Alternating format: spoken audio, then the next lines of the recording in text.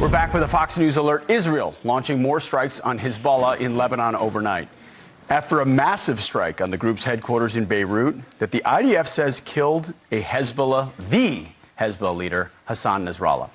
All this after Israeli Prime Minister Benjamin Netanyahu vowing to win the war in a fiery speech to the UN General Assembly yesterday. As long as Hezbollah chooses the path of war, Israel has no choice, and Israel has every right to remove this threat and return our citizens to their homes safely. And that's exactly what we're doing. Senior Vice President for Research at the Foundation for Defense of Democracy, Dr. Jonathan Schanzer, joins us now. Doctor, thank you for being here.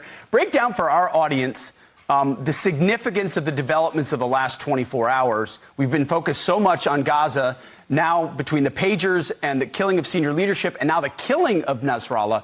Where is Israel in its fight against these groups?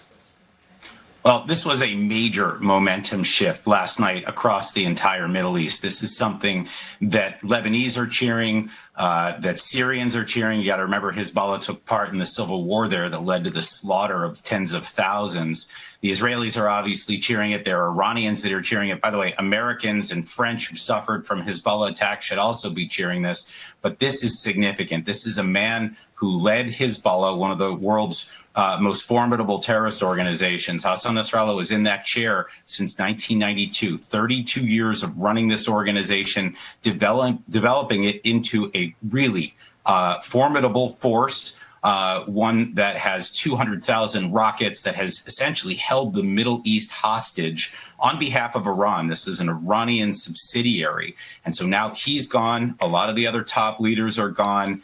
The Israelis are now openly mulling a possible ground operation in South Lebanon to finally take care of the threat that I think you rightly note has gone unnoted here in our media. Hezbollah has fired something like 8,000 rockets, missiles, and drones at Israel since October 7th. It's a war in its own right. And you finally see the Israelis turning the tide after 11 months. It's really a remarkable day.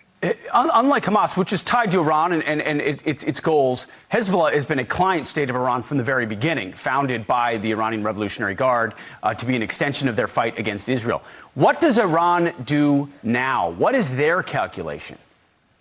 That is really the million-dollar question. You know, when you're watching the media in the region right now, everyone's waiting for an official response from the Islamic Republic. There is supposed to be a speech coming up soon by Ali Khamenei, the supreme leader, so-called supreme leader of the Islamic Republic. Last night, the Iranians were, threatening that the Israelis had opened up the gates of hell and that they were coordinating with Hezbollah, promising that there were leaders waiting in the wings to fill the shoes of Hassan Nasrallah. But I got to say, when I look around right now at what Hezbollah has left in terms of leadership, I don't think there's a lot there. I think right now that the Iranians look like they've been beaten, at least on this front. But you've got to remember also, the Iranians have been fighting Israel on 7 fronts. They still have Shiite militias in Iraq and Syria that can be deployed. They've got the Houthis in Yemen that can be deployed. The Iranians have, of course, their own ballistic missiles and drones that they can fire. They did back in April. They can do it again. So this is a big moment to see whether they try to step in and try to push Israel back, or whether they see that they've lost this round, they go back to their corner, and then we see what happens from there. Yeah, that will tell us a lot, ultimately, about the condition they believe they're in. It's one thing to replace a leader. It's another thing to replace a leader when your entire organizational chart underneath it is gone, which is what's happened with Hezbollah at this point, and for good reason. Dr. Schanzer, thank you for your time. We appreciate it. Pleasure.